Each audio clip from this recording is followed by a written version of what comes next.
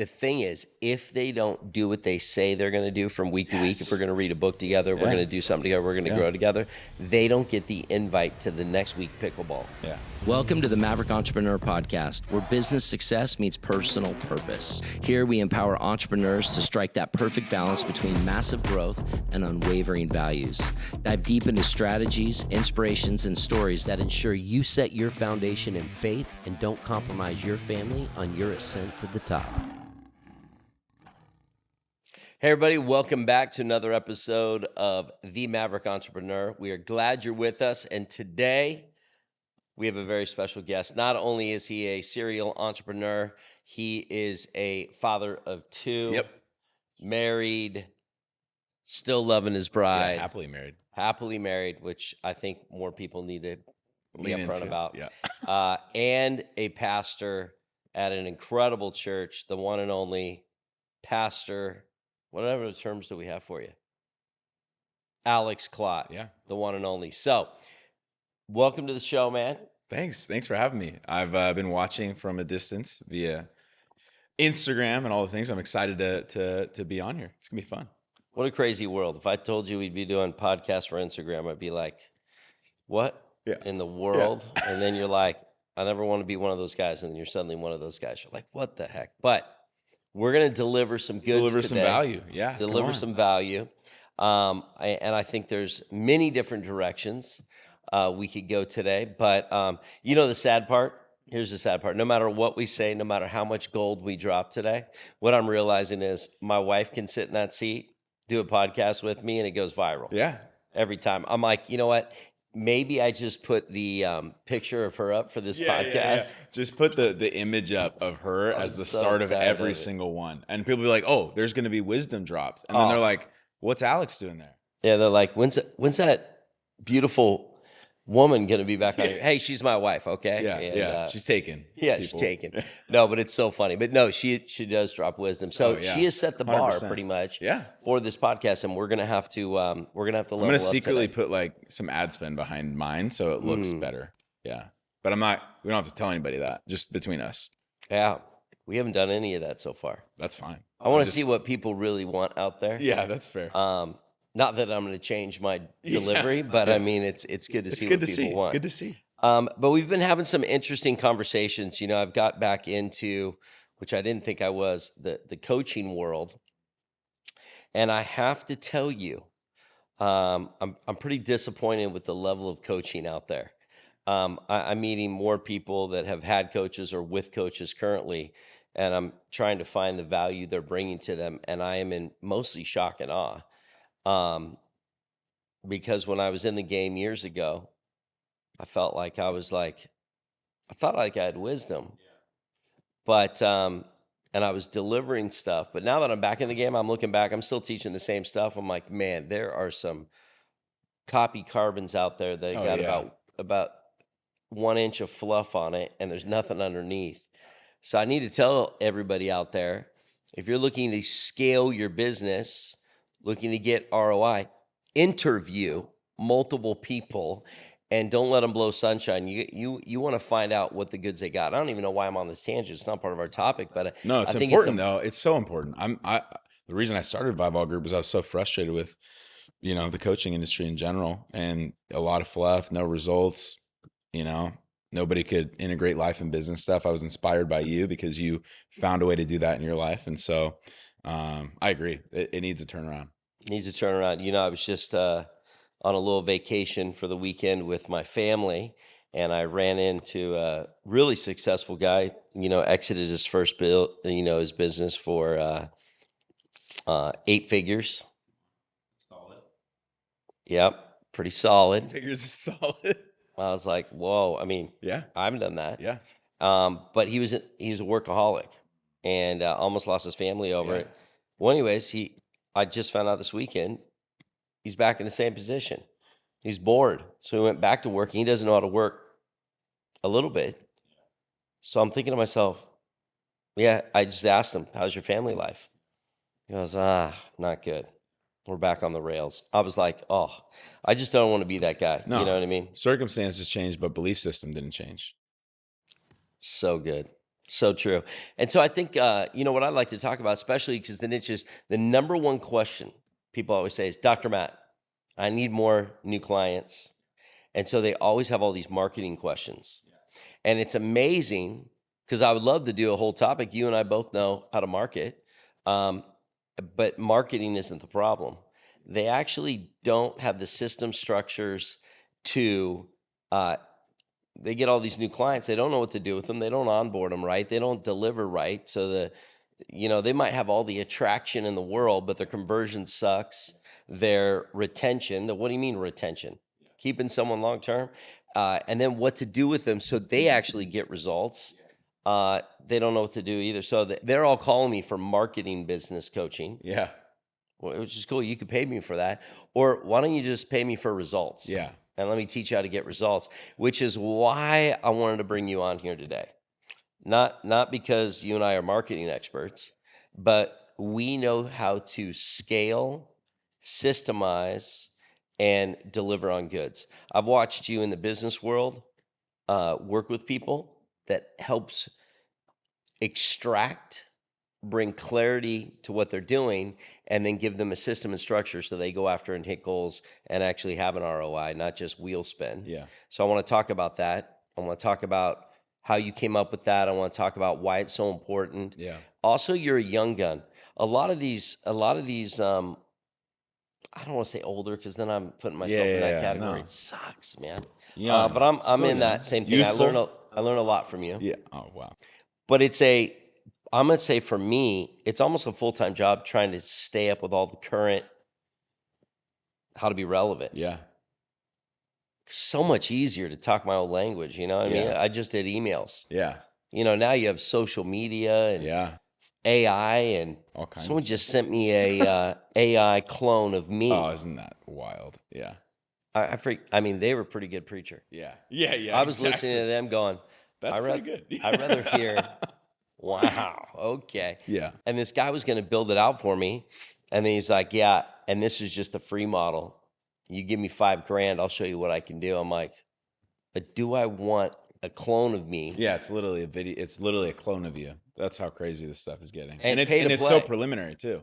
Oh, and the free one was, I would say, pretty good. Yeah. But people that really, really know me, they'd Would've be like, known. it's a little off. But the paid one, Yeah. I heard a clip of it. Even I was going, Did I say that at some point? if I called my daughter with this AI clone, I could probably get her to meet me somewhere. And I started thinking about how dangerous it was. Yeah. Uh-oh, your mic's already dropping. Oh, you're good. You're You're dropping the mic? You're good. I'm dropping the mic hot. Don't break it. I'm just gonna let it sit there. Well, I mean, I'm gonna get it. There we go. see, we're You keep rookie on the going. mic. You keep talking. Rookie on the mic. Yeah. So, I would say that the AI stuff is very interesting, but you were a young gun. Yeah.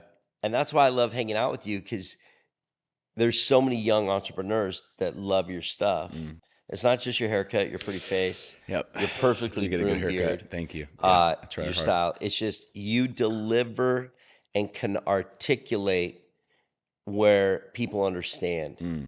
And so I would love for you, Yeah. what do you see in the business world?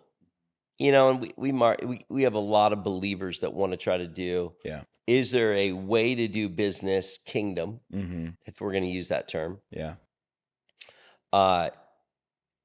Because so many guys that I coach now, they like, I want to coach with you because you're a believer, Yeah.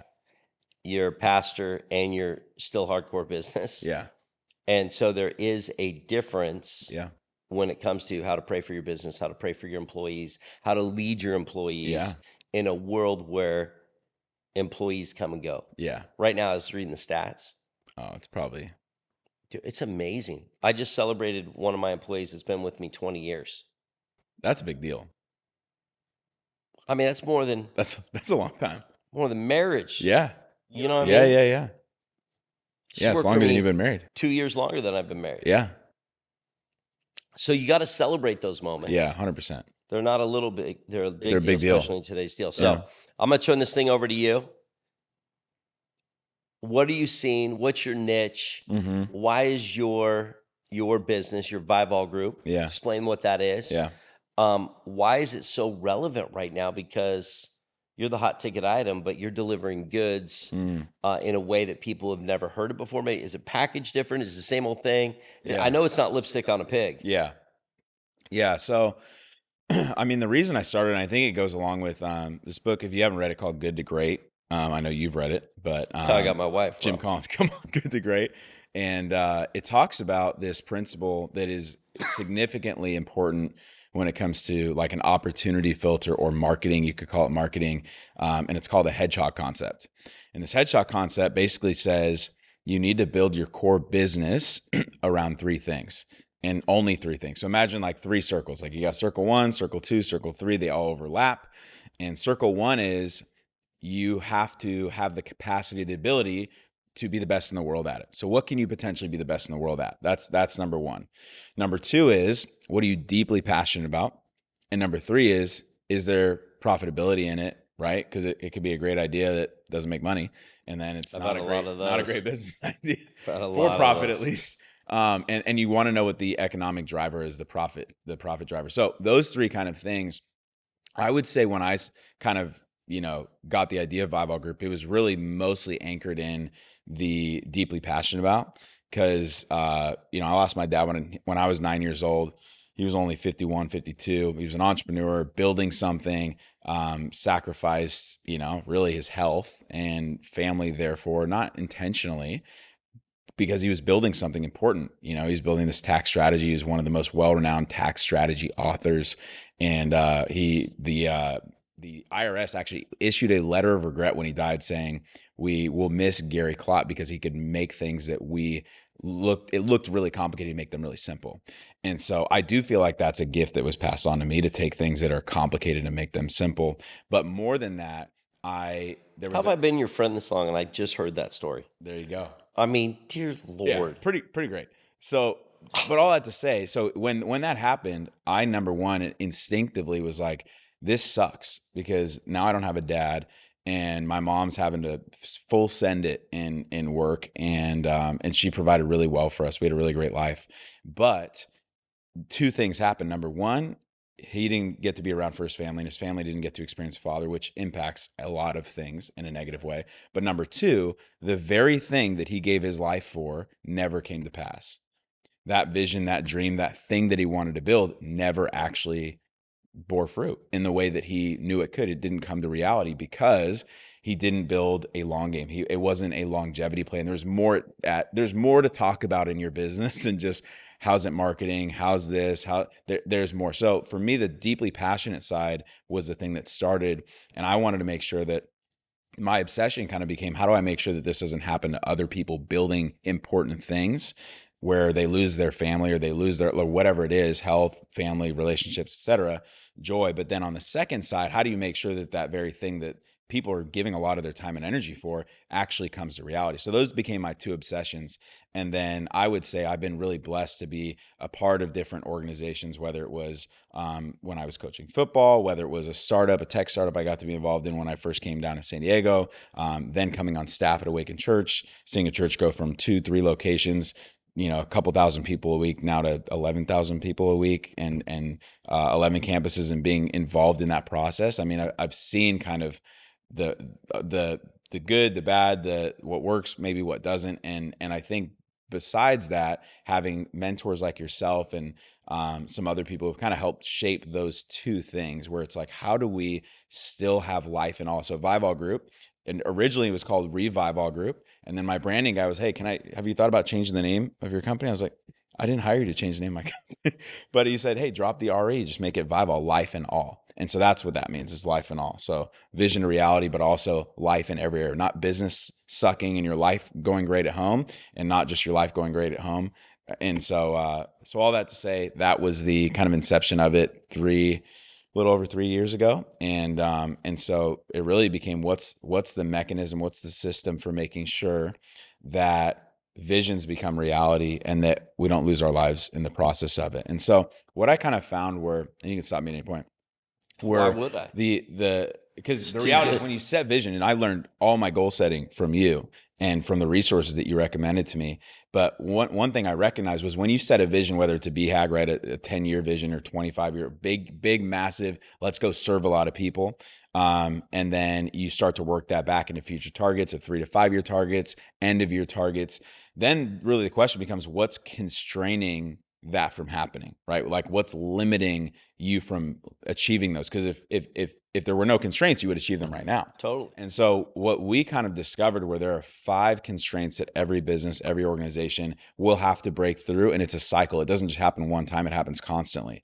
So the first one is life cohesion. We call it life cohesion. It's basically this idea that you can live inside out, right? As you taught me, top down, inside out, where your life in every single area is accounted for. The problem most people that are building something experience is they're so focused over here that as they put their gas over here, this thing starts a train wreck like that person you were talking about earlier. And then they're like, oh shoot, I'm going to sell this thing so I can be with my family. And then they end up over here. This thing goes to, and then like, oh no, I got to go back over here. And they realize they have to have a cohesive operating system, cohesive way of thinking about it. Did you said top down, inside out? Yeah. It's actually called the ADIO principle, Yeah. above, down, inside out. Above, down. Thank you. No, Thank you you can for reframe it. That's more of a chiropractic. So I'll shout out to all my chiros. They know ADIO is a principle I've based everything on. Above, down, inside out. It's how nature heals, your body heals, systems heal. It's from inside out.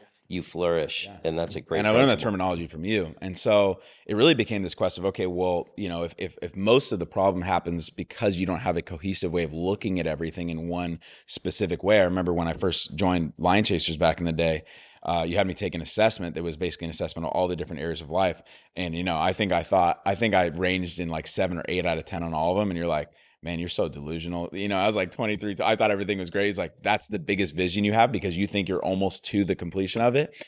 But it was the first time I started to recognize, there's all these different areas of life. And if I look at them the same way, instead of kind of compartmentalizing, if I look at it cohesively, that can actually change everything and then develop, undo some limiting beliefs, undo some bad habits and have systems for that. So did I ever have you take the Superman quotient? It's called the Superman syndrome. And it's actually the higher the score, the better, not like golf. And literally, I just had one of my clients take it. Oh, wow. Scored a 26. And this guy's a baller, has a good Out of business. Well, no, remember 90 in grade school, 90 to 100's an A, 80 to 90's a B. Okay, so this 70. is 26 out of 100. 26 out of 100. Scored 26. I don't know if I don't want to judge him. Yeah, I haven't taken I didn't know if I didn't judge him. I just it was. I watched his face and I go, I don't want to cry. Do you want to cry? You know what I mean? But it was a reality because here he was grinding so hard. He had the Superman syndrome. That's where you try to do all things and be all things. You have no systems like you're talking about. You haven't had the revelation. So you're all things to everybody. And you're not only the visionary, you're not only the executor, not only the operations guy, you're not only the finance manager. Yeah. I'm like, you don't know how to delegate, bro. Yeah. 100%. So 100%. And so that's really what out of that pain, we developed a cohesive operating system because there's other softwares out there that track just your business or track just your life habits, but we developed one that tracks everything all in one cohesive way because you need one way at looking at your entire life. Technology. Look at that technology. There we go. The second kind of constraint that we see is in team and culture. So like structure and culture. And that happens when obviously the founder or the person starting the business starts to grow their team and recognizes they don't have a clear way of articulating their values in a way that allows other people to make decisions besides them. So they end up like your client in every single meeting and every single decision, they become the bottleneck. And it's not just delegating activity, as you've mentioned before, it's delegating a way of thinking. Because you can delegate, if you look at like the think, be, do, have model, the identity model, you can delegate the do and you can get a result. But the reality is that's a limited way of delegation. You want to actually delegate how you think. And I think one of the greatest things I feel like I've learned from you and other mentors is not just, you don't just show me what you do, you've taught me how to think. And because you've taught me how to think, I don't necessarily always need to go and ask you questions. I don't need to go and say, hey, what would you do here? Because I'd say, what would Dr. Matt do? And I'd go back to core beliefs, core principles, core tenets that I've learned from you and others. And I'd make decisions that way. And so it's a way where as leaders of businesses, we can say, wouldn't I want my employees, wouldn't I want my team to be able to say the same thing about me, that I don't need to be involved in every decision? They'd think, okay, how would how would this person, how would my boss, how would this leader, how would they make the decisions? Because the reality is it's your organization and you want them making decisions within their personality, but within the guardrails of your values. And so you need to develop a kind of blueprint for how you make decisions, where you're going, where you're headed, because team, if we want them engaged, involved long-term, like a 20-year, I guarantee we found kind of 3 things that allow for team to not only stay around for a long time, but be excited. I guarantee Dr. Matt's done this, to be able to have somebody for 20 years. It's a long time. So number 1, you give them a bigger cause to be a part of that's bigger than themselves. And I think chiropractic, health, healing is a massive part of that. Church, right? Number 2 is development, personally and professionally. I guarantee Katrina is a different person today than she was 20 years ago because of all that you've invested in her. Not only just you, but you brought in coaches, right? You brought in trainers, you brought in people. I have a new coach resources. Right now. There you go. And then number 3 is compensation. I guarantee she's probably not paid the same as she was 20 years ago. No. And so we want to make sure that those 3 things are taken care of. We're consistently painting the picture of the bigger thing that people are a part of. Why don't people pour into their team more? I think they have there's a quote that said, well, what happens if I think it's like a abstract quote. So I don't think it was anybody specifically, but they were talking to somebody and about investing in their team. And they said, well, what if I spend all of this money and invest in my team? And what if they leave? Oh, so you're part of the scarcity mentality. Exactly. But the person replied, and here's the kicker, says, what if you don't invest in them and they stay? Oh. And that's the kicker. It's like, you could have that scarcity mentality or you could have this big picture of, okay, I get to be a steward of this person. And the bigger I grow them, the reality is if you kind of adhere to those three principles of, if you want longevity in people, then you can realize, okay, I have to develop them, because people only feel fulfilled, which means satisfied. The only reason people leave if they're not satisfied. That's the way right. They're satisfied is if they are growing and serving. So if you're personally developing, professionally developing them, and then you are giving them something bigger to be a part of the serve. Can you say that again for the person who's playing on their phone while they're listening to this? They didn't hear it, because they need to hear it. Focus. So if you want your team to be satisfied, meaning they stay around for a long time, then there's really 3 things, but the 2 kind of core principles, it's human nature that need to happen. Number 1, they need to be growing. And number 2, they need to be serving something bigger than themselves. So you need to be personally, professionally developing them. You need to give them something bigger to be a part of. So it's not just their job they're doing. It's what does that job mean that they're doing across the board. I hope they're picking up what you're putting down. I hope so. Just this alone, if you look at just employee costs and headaches, owners actually give up on hiring because they've been going around the mountain so many times and they're frustrated. It's not worth the training a new person. Yeah. You can never let that defeat get in your spirit to take you off course. And it tells me that your compass, you're not looking at your compass. Yeah. 100%. And that's where you need to make sure you're hiring for character, it's what we talk about. It's character, competency, chemistry, capacity. Character being, can I trust you? Right. So not only can I trust you, like if I hand you $100 bill, you're going to hand it back. You're not going to steal from the cash register kind of thing, but can I trust you to actually make decisions how I would make decisions? And if you don't have a clear blueprint for making decisions, you can't expect them to make decisions how you would, because it's all in your head. Yeah. And so that's why you need a blueprint for that. And then you need to make sure in your interview process, you're actually, that is probably the primary thing you should be focused on in your interview process, because you can train competency. You can help them get along better with other people. You can definitely train capacity, but you can't train character. You're hiring for character, and you can train the other 3, in my opinion. So true. That's a great opinion. It's funny. We just interviewed someone yesterday, and, they had all the right answers. Yeah. And it's amazing. Back in the day, I probably would have hired this person. Yeah. But now what I do, I set them up to come in and shadow. They just get to come in. I mean, I pay them for their time. Yeah. Just 2 hours. I want to see how their energy is, watching, seeing, doing, who's proactive, who's not, because it's amazing. People can have the right answer. Yeah. They can show up and tell you all the right things you want to hear, and then they get hired. But then you try to integrate them, and you deal with all these headaches. But instead, I need you to come try on the jacket. I love that. See if it fits. I love that. Sit around my team. I need to feel the chemistry. Yeah. Dan Martell talks about that in Buy Back Your Time. Is like, why wouldn't you like give it a test run? Why, you test drive a car, why wouldn't you test drive an employee? That's right. So I think if you don't take anything else from today, but you start doing that, that will make your lives a lot easier. Yeah. Because sure, you're paying for a couple hours at a time, but you might have just saved 90 days. Oh, of headache. 90 headaches, especially in California. Oh, I mean, goodness. everything's for the employee, Yeah. not the employer. Yeah. So Yeah. saving a lot more than that. We're talking attorney fees and everything. So, all the but that's amazing. Like I would love to, if you could give some nuggets on things that people take in inventory. Like how would they, it's amazing because if people knew the services you had, you'd have a waiting list practice for 2 years. So it tells me that there are people out there that just think their business is good as it's going to get and they don't need help. Yeah. And I feel like every time someone, I do consultations. Yeah. Because I never want to just say, oh yeah, I'll coach you. Yeah. And there's so many people like, recently I've just said, you're not ready yet. Yeah. Or I had one guy that, would only want to meet me in person Yeah. for a consultation. It's not about the money. It's not about, I just want to make sure there's the right chemistry. And it's so funny how people get so bent out of shape over it. Yeah.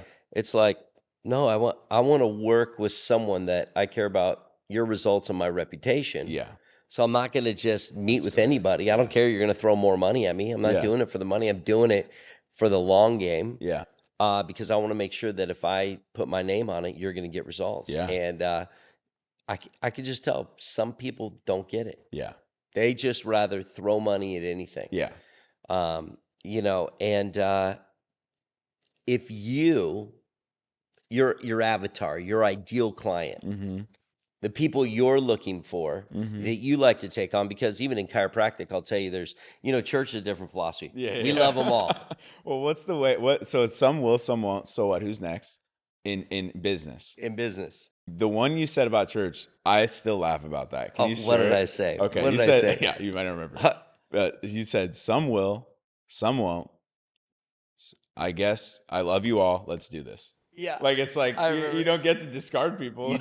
You don't. But in business, my philosophy is like, especially even in chiropractic, like people have had lots of chiropractic experiences, so they come in with their expectation about what they think it is, and they just want some cracking out the door. I'm like, no, we don't roll that way. Yeah. I care about really knowing. So we sometimes mess up some people in their way of how we apply what we do. Yeah. So I have to do high education to teach. Yeah.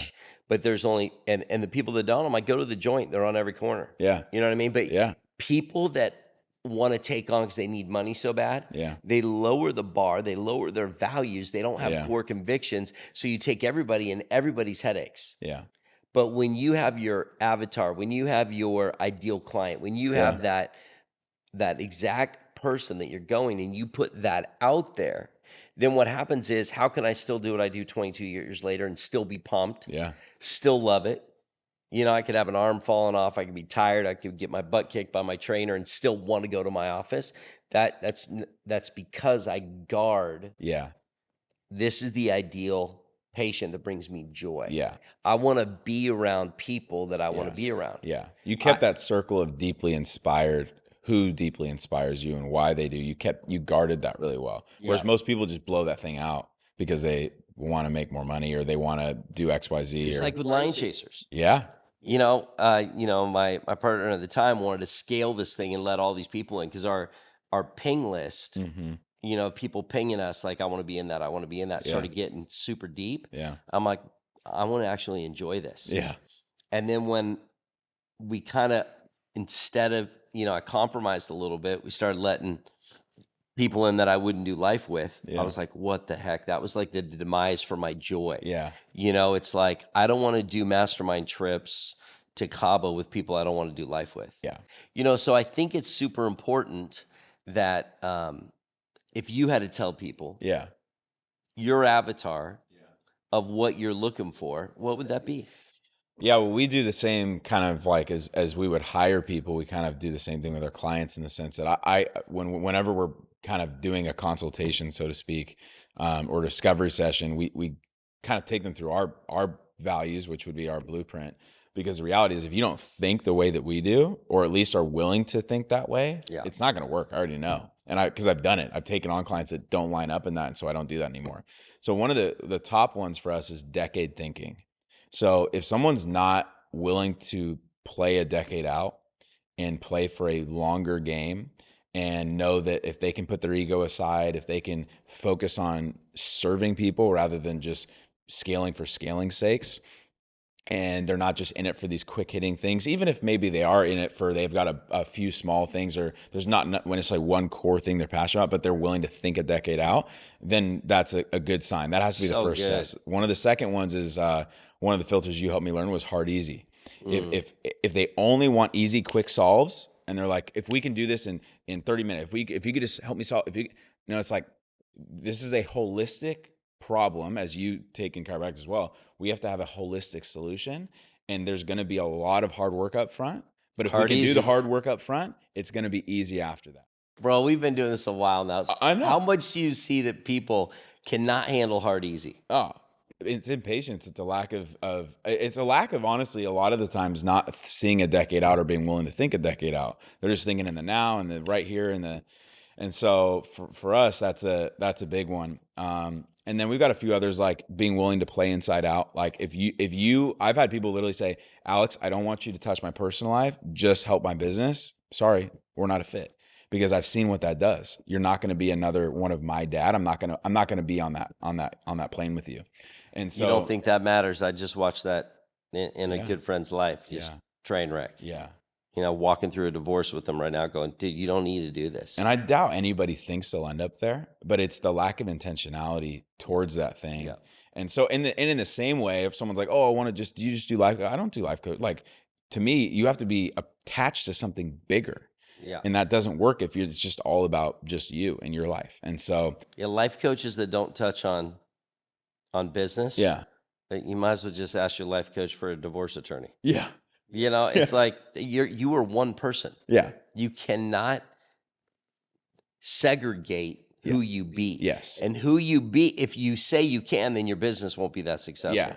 It's an integrated life. It's what needs to happen. So those are a few. There's other values, but for time's sake, but that's how I do it. And for those of you that are wondering, like, how do I make sure I bring on the right? How do I be like? Because to me, I look at Dr. Matt, I'm like, that's the kind of business I want. How many years have you been in practice? 22. 22. I want to still love what I'm doing 22 years from now, and it still be as effective, as powerful, as potent, and have a team that loves what they do. And to me, it has a lot to do with how you've been really intentional about the kind of muse that you go after. And so if I can, the last three constraints, because I don't want to leave people hanging and asking in the comments. Say we are not going to end this. No, we're good. So the last, so you have team and culture and structure. Part of the structure problem, which is the second constraint, I'll just finish out real quick, is you have to have the right people who are accountable, the right people who are responsible, and then those people who are responsible, you've got to give them authority.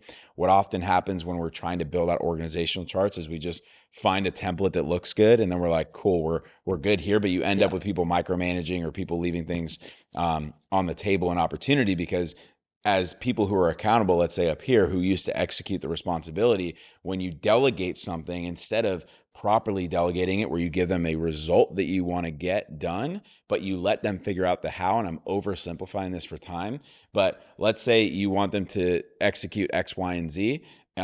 You say, hey, here's the win of that, here's the loss, but the how, here's how we've done it, but feel free to be creative. And that's where people get micromanaged. They're like, no, you have to follow this exact process, versus just being like, hey, if I'm going to give this to you, I want you to have some ownership. The only way people have ownership is they have to have buy-in. If they have buy-in, it means they've actually been able to play with it a little bit.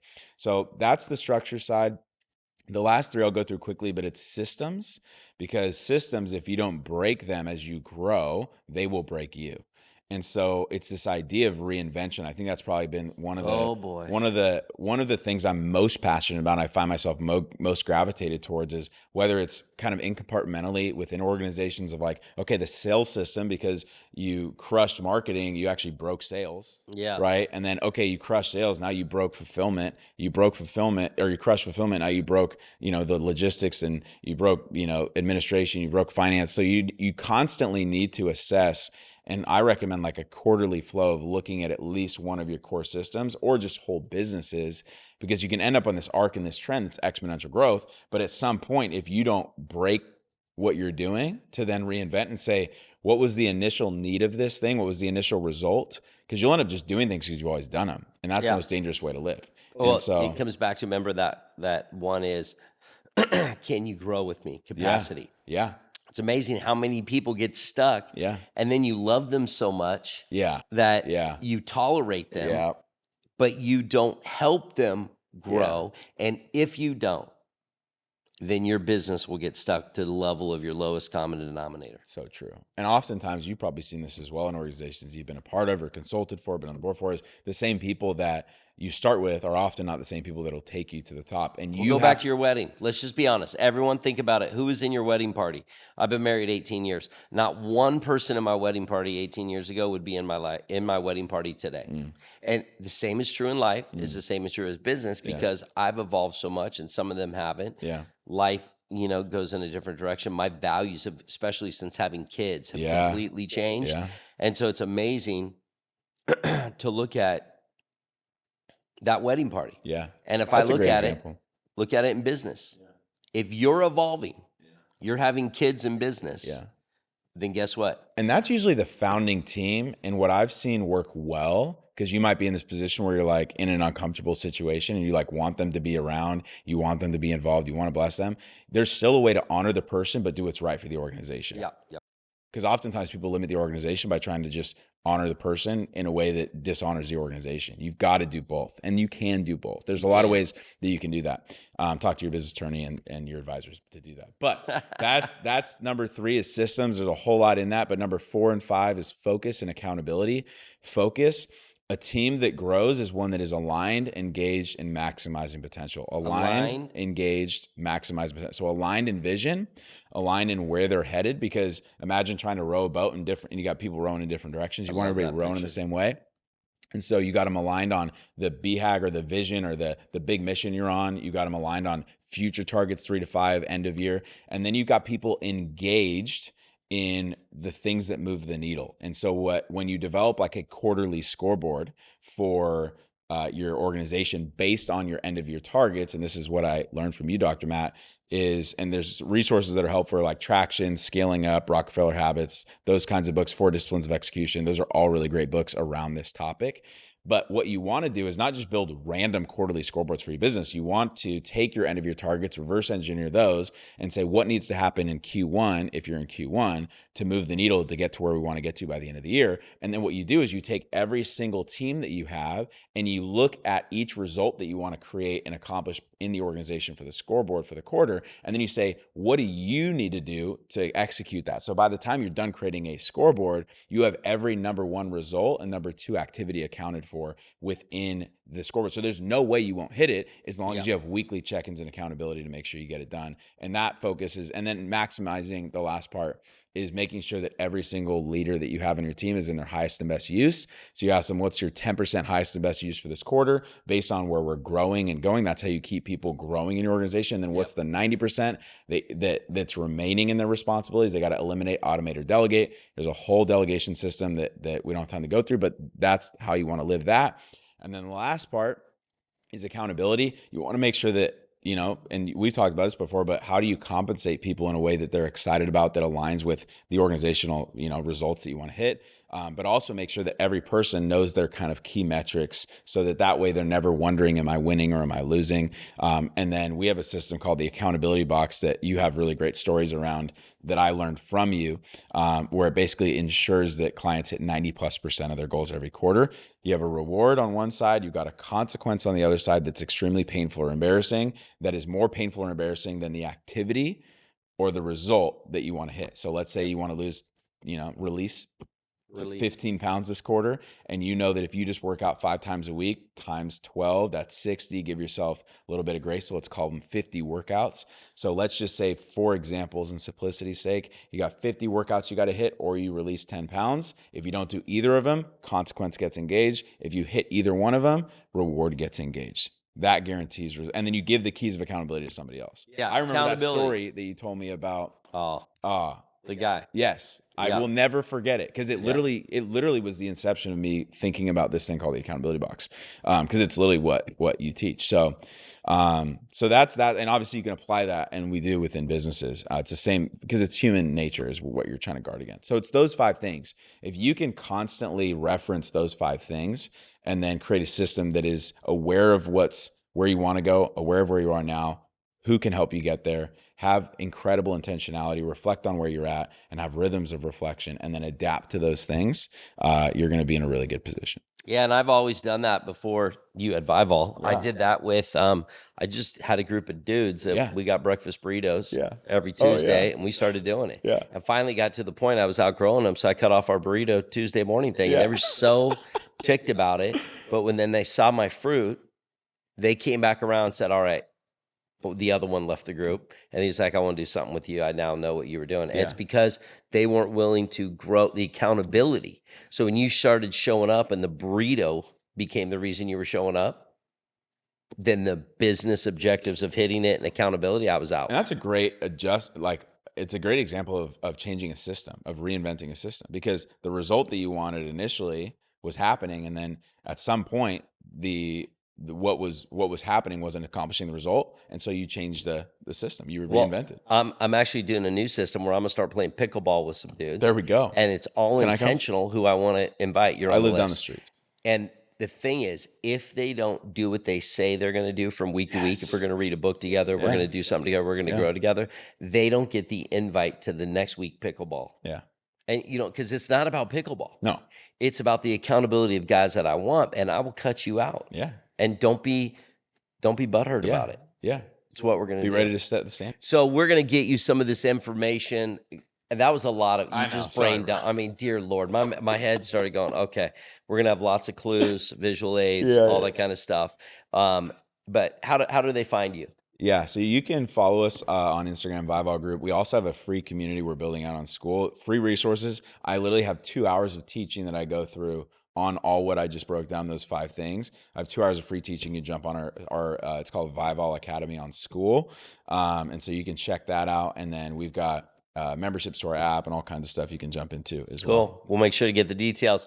I will end with this story because I hate when people throw that thought and they don't do it. So I'll tell the story of consequence. Yes, please. You guys want to hear the story of consequence? Yes. So I learned this in a massive group, and I was a part of this Ultimate Achievers Club, and we were in a room. We were in Hoboken, New Jersey, and we were all setting goals, and they were teaching on the concept of consequence. And this gentleman, man, what is his name? He wrote Business Finishing School. Oh. Rick Sapio. Sapio. Rick Sapio got up and he's teaching us business principles. And so this guy gave the example that he wanted to lose some weight. Release some weight, not lose it. You want to release it. And the reason why we don't say lose is because when you lose your keys or you lose your wallet, subconsciously you always want to find it. So people just say, I want to lose weight, and they will find it again. So just release it, never to come back. So anyways, this guy got up, said super important to him that he wanted to do it. He had been saying for months. We were in this leadership group, very successful guy, but he was a lot overweight at this point. And he wanted to be able to walk his daughter down the aisle. And the issue was now his health was failing. All these things were failing, and he didn't know if he was going to be there. And so Rick Sapio pretty much just said, great. How much weight do you need to lose? And he goes, I need to lose like 150 pounds. And he was actually going for a transplant. He needed a kidney, but he was so unhealthy he couldn't even receive a kidney. So anyways, I'll never forget it. He said, great, what's your consequence? He goes, what do you mean? Well, what's something, he goes, you're happily married, yeah. And he goes, yeah. Okay, so what's something that's going to hurt you financially? Like, I know $100 is not going to hurt you. What would your wife would be mad at you? And he goes, oh man, $10,000. If I spent $10,000 and because I didn't hit a goal, my wife would be ticked. He goes, that would sting a little bit. And he goes, okay, great. What's the number one organization that you have out there? Like any nonprofit that you just drives you crazy, a person that drives you crazy, whether it's Bill Gates. He doesn't like. Yeah. He doesn't like anything that just you don't like. Inside it disturbs you. And I forget what it was. I'm a Clinton Foundation or, chiropractor. Could have been Bill Gates. Who knows what it was. But he made this comment, and then he goes, great. You're going to write a $10,000 check if you don't hit your goal by the next time we see you. And it rattled him. And then all of a sudden, the guy in the back of the room said, actually, I'll write a $5,000 check to that same organization if I make sure he doesn't hit it, because I've been his friend for a long time. He's been telling me that. I feel like a crappy accountability partner. If I don't make sure he does that and he doesn't hit his goal, I'm writing 5,000. Next thing you know, people started standing up. I'll put 1,000 in. I'll put $500 in. I'll put $5,000 in. It was over. It got to be over $50,000 to $70,000. Something crazy that was going to go to this organization that he hated as a donation if he didn't hit his goal. Let me tell you, when I went back to the next UAC, I barely recognized him. He had a personal trainer meal prep. I mean, he looked incredible. And he had been around this mountain for 10 years that I've known him. Never was able to lose the weight. Always, it was the power in the room of accountability and consequence. That's what'll do it. It changed my thinking. I came home and set way different goals in my practice, and it changed my life forever, that one story. So hopefully that will inspire you. Thanks to you for tuning in to the Maverick Entrepreneur. Thank you, Alex Klott, Pastor Alex Klott, who is a legend. If you guys want more information, hit the link below and we'll get you everything you need. Good luck on your journey to success, climbing the mountain and going after your dreams. Stay on purpose, and you are not alone. Talk to you soon.